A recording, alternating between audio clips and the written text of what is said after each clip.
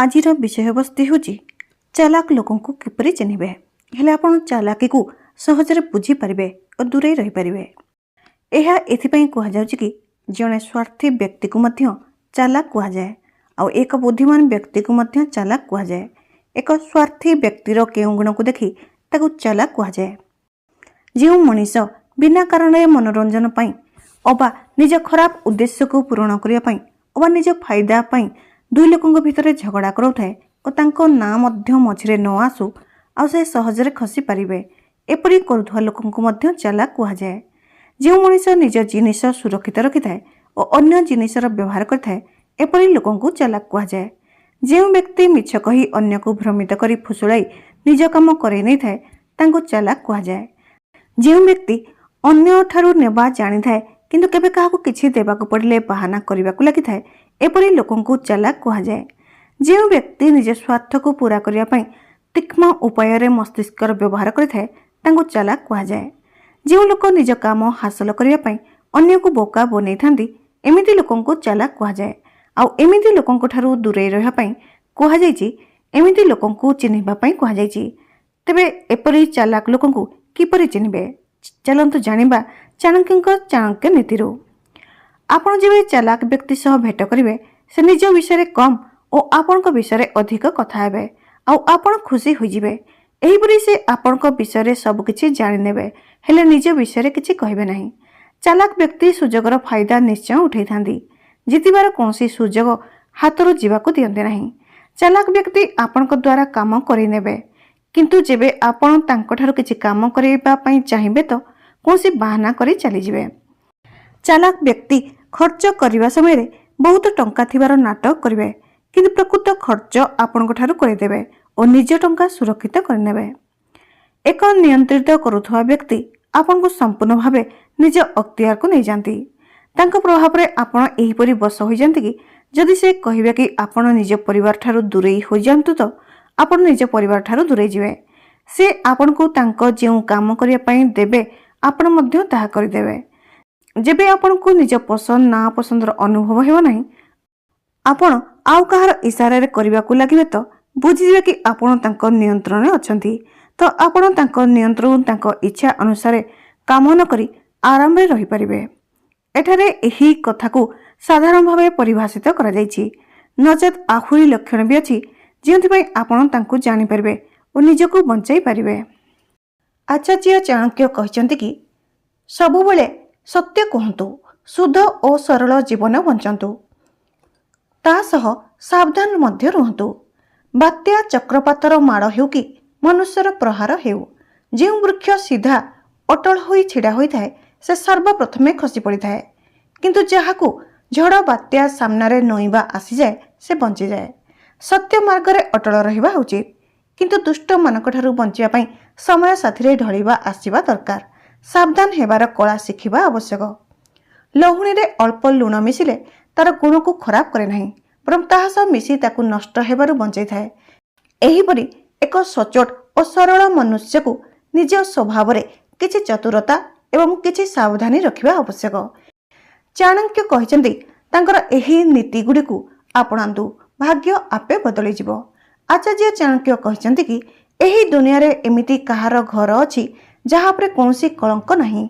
एमिति किए अछि जे रोग और दुखरु मुक्त होइछि सबुले सुख कहार अछि। मनुष्यर कुलर ख्याति तार आचरणरु होई थाए। मान सम्मान तांको प्रेम को बढ़ाई थाए एवं तांको शरीरर गठन तार भोजनरु बढ़ी थाए। झीयर विवाह भल कुलरे करिबा उचित। पुत्र को भल शिक्षा देबा उचित। शत्रु को आपत्ति और कष्ट रे पकाइबा उचित एवं मित्र को धर्म और कर्म रे लगाइबा उचित। आचार्य चाणक्य को जड़े व्यक्ति पचारे जड़े दुर्जन व्यक्ति एक साप भितर कौन फरक अच्छी। आचार्य चाणक्य कहले साप सेतेबेले चोट मारी थाए जेतेबेले तार जीवन प्रति विपद थाए किंतु दुर्जन व्यक्ति पाद पादरे क्षति पहुंचाइବାକୁ चेष्टा करिथाए। राजा निज आखपाखरे भल कूलर लोकंकु एथिपई रखंती काहेकि ना एमिति लोक ना आरंभरे ना मझिरे ना शेषरे साथ छाड़ी करी जाइथांदी। मूर्ख सह मित्रता रखिबा उचित नुहे तांको त्याग करदेबा उचित काहेकि ना प्रत्येक रूपरे से दुई पाद विशिष्ट पशु समान जी निज धारुआ वचन रे ହୃଦୟକୁ ଏମିତି କ୍ଷତାକ୍ତ କରିଥାନ୍ତି ଯେମିତି ଅଦୃଶ୍ୟ କଣ୍ଟା ଶରୀରରେ ପଶି କ୍ଷତ କରିଥାଏ। କୋଇଲିର ସୁନ୍ଦରତା ତାର ସ୍ୱରରେ ଥାଏ। ଜଣେ ସ୍ତ୍ରୀର ସୁନ୍ଦରତା ତାର ନିଜ ପରିବାର ପ୍ରତି ସମର୍ପଣରେ ଥାଏ। ଏକ ଅସୁନ୍ଦର ବ୍ୟକ୍ତିର ସୁନ୍ଦରତା ତାର ଜ୍ଞାନରେ ଥାଏ। ସେହିପରି ଏକ ତପସ୍ୱୀର ସୁନ୍ଦରତା ତାର କ୍ଷମାଶୀଳତାରେ ଥାଏ। କୁଳର ରକ୍ଷା ପାଇଁ ଜଣେ ସଦସ୍ୟର ବଳିଦାନ ଦିଆ ହୋଇପାରେ। ଗୋଟିଏ ଗାଁର ରକ୍ଷା ପାଇଁ ଗୋଟିଏ କୁଳର ବଳିଦାନ ଦିଆ ହୋଇପାରେ। ଦେଶର ରକ୍ଷା ପାଇଁ ଗୋଟିଏ ଗାଁର ବଳିଦାନ ଦିଆ ହୋଇପାରେ। ଆତ୍ମାର ରକ୍ଷା ପାଇଁ ଦେଶର ବଳିଦାନ ଦିଆ ହୋଇପାରେ। ଯିଏ ଉଦ୍ୟମଶୀଳ ଅଟନ୍ତି ସେ ଗରିବ ହୋଇପାରିବେ ନାହିଁ। ଯିଏ ସବୁବେଳେ ଭଗବାନଙ୍କୁ ସ୍ମରଣ କରିଥାନ୍ତି ତାଙ୍କୁ ପାପ ଛୁଇଁପାରେ ନାହିଁ। ଯିଏ ମୌନ ରହିଥାନ୍ତି ସେ ଝଗଡ଼ାରେ ପଡ଼ନ୍ତି ନାହିଁ। ଯିଏ ଜାଗୃତ ରହିଥାନ୍ତି ସେ ନିର୍ଭୟ ହୋଇଥାନ୍ତି। ଶକ୍ତିଶାଳୀ ଲୋକଙ୍କ ପାଇଁ କୌଣସି କାର୍ଯ୍ୟ କଠିନ ହୋଇନଥାଏ। ବେପାରୀଙ୍କ ପାଇଁ କେଉଁ ଜାଗା ଦୂର ହୋଇନଥାଏ। ବିଦ୍ୱାନଙ୍କ ପାଇଁ କୌଣସି ଦେଶ ବିଦେଶ ନୁହେଁ। ମଧୁରଭାଷୀ ଲୋକ ପାଇଁ କେହି ଶତ୍ରୁ ନୁହେଁ। ଯେଉଁପରି ସାରା ଜଙ୍ଗଲ ଗୋଟିଏ ପୁଷ୍ପ ଏବଂ ସୁଗନ୍ଧ ଭରା ବୃକ୍ଷରେ ମହକି ଯାଇଥାଏ, ସେହିପରି ଗୋଟିଏ ଗୁଣବାନ ପୁତ୍ର ପୁରା କୁଳର ନାମ ବଢ଼ାଇଥାଏ। ଯେଉଁପରି ଏକ ଶୁଖିଲା ଗଛ ଜଳୁଥିବା ଅବସ୍ଥାରେ ସମ୍ପୂର୍ଣ୍ଣ ଜଙ୍ଗଲକୁ ଜଳାଇ ଦିଏ, ସେହିପରି ଗୋଟିଏ କୁପୁତ୍ର ସମ୍ପୂର୍ଣ୍ଣ କୁଳର ମାନ, ମର୍ଯ୍ୟାଦା ଓ ପ୍ରତିଷ୍ଠାକୁ ନଷ୍ଟ କରିଦେଇଥାଏ। ବିଦ୍ୱାନ ଏବଂ ସଦାଚାରୀ ଗୋଟିଏ ପୁତ୍ର କାରଣରୁ ସମ୍ପୂର୍ଣ୍ଣ ପରିବାର ସେମିତି ସୁଖପୂର୍ଣ୍ଣ ରହିଥାଏ ଯେମିତି ଜହ୍ନ ଆସିଲେ ରାତି ଆଲୋକିତ ହୋଇଯାଏ। ଏମିତି ଅନେକ ପୁତ୍ର କେଉଁ କାମକୁ? ଯିଏ ଦୁଃଖ ନିରାଶା ଜନ୍ମ କରିଥାନ୍ତି। ଏଥିରୁ ତ ସେ ଏକ ପୁତ୍ର ହିଁ ଭଲ ହୋଇଥାଏ ଯିଏ ସମ୍ପୂର୍ଣ୍ଣ ଘରକୁ ସାହାରା ଓ ଶକ୍ତି ପ୍ରଦାନ କରୁଥାନ୍ତି। ସେହି ବ୍ୟକ୍ତି ସୁରକ୍ଷିତ ରହିପାରେ ଯେ ଏହିପରି ପରିସ୍ଥିତି ଉତ୍ପନ୍ନ ହେଲେ ସେଠାରୁ ଚାଲିଯାଆନ୍ତି। ପ୍ରଥମ, ଭୟାବହ ବିପଦ। ଦ୍ୱିତୀୟ, ବିଦେଶୀ ଆକ୍ରମଣ। ତୃତୀୟ, ଭୟଙ୍କର ଅକାଳ। ଚତୁର୍ଥ, ଦୁଷ୍ଟ ବ୍ୟକ୍ତିର ସଙ୍ଗ। ଏହି ଚାରୋଟି ଜାଗାକୁ ଛାଡ଼ି ଚାଲି ଯାଉଥିବା ଲୋକ ସୁରକ୍ଷିତ ରହିଥାଏ। ଏହି ଚାରୋଟି ଜିନିଷ ଅର୍ଜନ କରୁନଥିବା ଲୋକ ବାରମ୍ବାର ଜନ୍ମ ନେଇ ମରିଥାନ୍ତି। ଧର୍ମ, ଅର୍ଥ, କାମ, ମୋକ୍ଷ। ଭୟ କରନ୍ତୁ ନାହିଁ ଯେତେବେଳେ ଆପଣଙ୍କ ପାଖରେ ଅନ୍ୟ ବିକଳ୍ପ ନାହିଁ। ପ୍ରତ୍ୟେକ ବ୍ୟକ୍ତିକୁ ଖୁସି ରଖିବା ଅସମ୍ଭବ ଅଟେ ଓ ଏମିତି କରିବାର ଚେଷ୍ଟାରେ କେବଳ ନିରାଶା ଓ ହତାଶ ହିଁ ମିଳିଥାଏ। ଅନ୍ୟର ରାୟକୁ ସମ୍ମାନ ଦେବା ପାଇଁ ନିଜ ଅନ୍ତର କଥାକୁ ଦବାନ୍ତୁ ନାହିଁ। ଆମେ ଅନ୍ୟକୁ ଯାହା ଦେଇଥାନ୍ତି ତାହା ଘୁରି ପୁଣି ଆମ ପାଖକୁ ଫେରି ଆସିଥାଏ। ସିଡ଼ିରେ ଚାଲିଲା ବେଳେ ପୁରା ରାସ୍ତାକୁ ଧ୍ୟାନ ନ ଦେଇ କେବଳ ନିଜ ଆଗ ଷ୍ଟେପ୍ ଉପରେ ଧ୍ୟାନ କେନ୍ଦ୍ରିତ କରନ୍ତୁ। କିଛି ନୂଆ କରିବା ବେଳେ ଖରାପ ହେବାର ସାହସ ରଖନ୍ତୁ।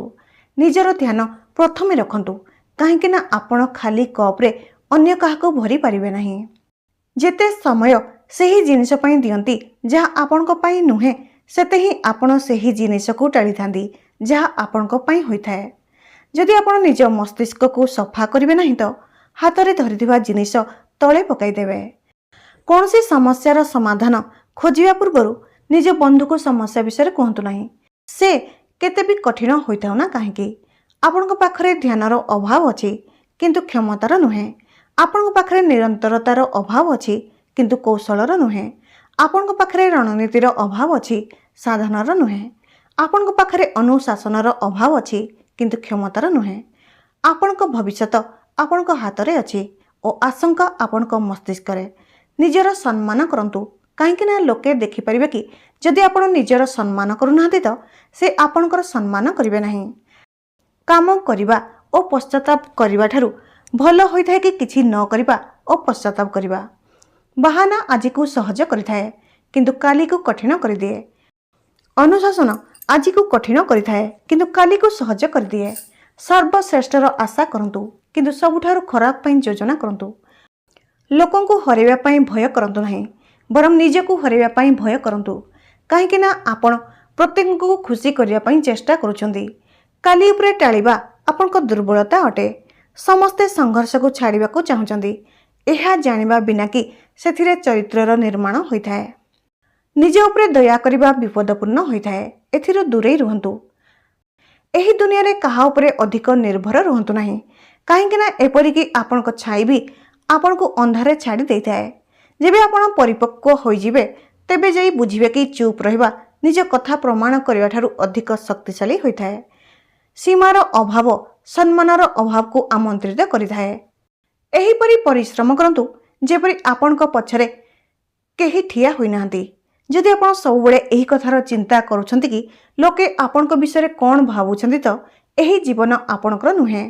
हुई तो आपनको एहा जणा नाही, किंतु जेउ लोकंकु आपण भल पाउछंती सेमाने आपणकर बड़ दुर्बलता होइथांदी। केबे केबे निजकु ठीक करिया पई आपणकु निज सह लढिबाकु पड़िथाए। जदि आपण कोनसी व्यक्ति को सही परि व्यवहार करिवे जेमिति से अटंती तो से सेमिति ही रहिबे, किंतु जदि आपण तांकु सही रूप रे देखिबे जेमिति से होई परिबे तो से ताहा होई जिवे। आजिर भिडियोटी आपनको किपरि लागिला कमेंट करी जणातु। भिडियोटी आपनको भल लागिथिले like, comment, share and subscribe करंतु। धन्यवाद। नमस्कार।